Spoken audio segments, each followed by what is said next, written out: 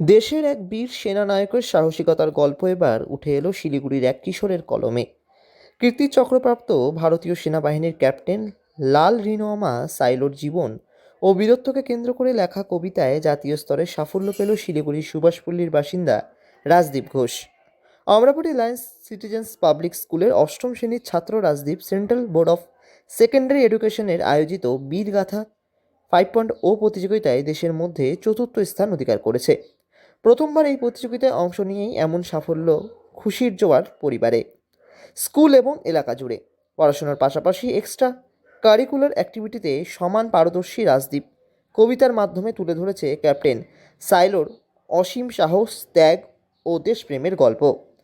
The captain শীর্ষক এই মৌলিক কবিতায় অপারেশন সিন্দুরের ক্যাপ্টেন সাইলোর অবদান বিশেষভাবে অনুপ্রেরণা জুগিয়েছে বলে জানিয়েছে রাজদীপ। রাজদীপের কথায় দেশের যে কোনো এক বীরের জীবন নিয়ে লেখার সুযোগ পেয়েছিল সে। ক্যাপ্টেন সাইলোর জীবনী পড়ে মিজোরামের মানুষের সাহস ও আত্মত্যাগের কথা সকলের সামনে তুলে ধরতেই সে এই কবিতা লেখার সিদ্ধান্ত নেয়। প্রায় 24 থেকে 26 লাইনের এই কবিতায় বিচারকদের নজর কেড়ে নেয় এবং এনে দেয় জাতীয় স্তরের স্বীকৃতি।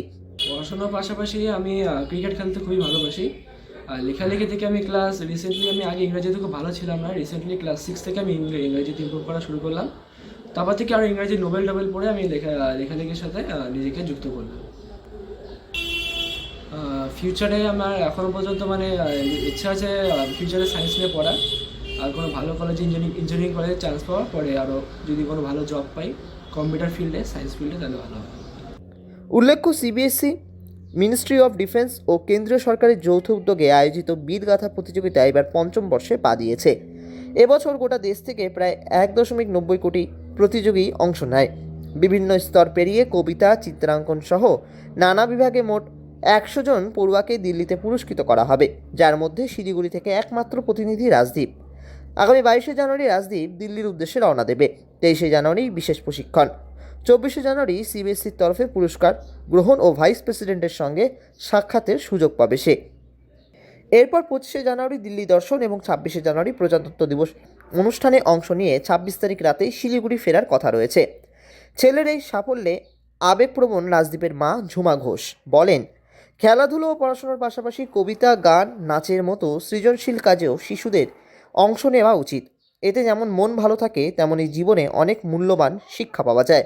ভালো লাগছে। পড়াশোনার পাশাপাশি ও এমনি টুকটাক কবিতা লিখে আর ও ক্রিকেট খেলতে খুব ভালোবাসে। আমি বলবো যে সবাই চেষ্টা করুক, চেষ্টা করলে নিশ্চয়ই ওরা সফল হবে। আমি ওকেও এর আগে বলছি যে তুই কবিতা টবিতা লিখ, স্কুলে যেগুলো কম্পিটিশন হয় ওগুলো পার্টিসিপেট কর। তো যেটা ভাল লাগে, কবিতা লিখতে ভাল লাগলে কবিতা লিখবি এসে বা কিছু। আর এমনিতেও নাচ গান কোনো কিছু ওটা পছন্দ হয় না, আমি তাহলে কবিতায় এতে পার্টিসিপেট করবি। তা আমি সবাইকে বলবো যার যেটা পছন্দ সেটা করুক, পার্টিসিপেট করুক, নিশ্চয়ই সফল হবে।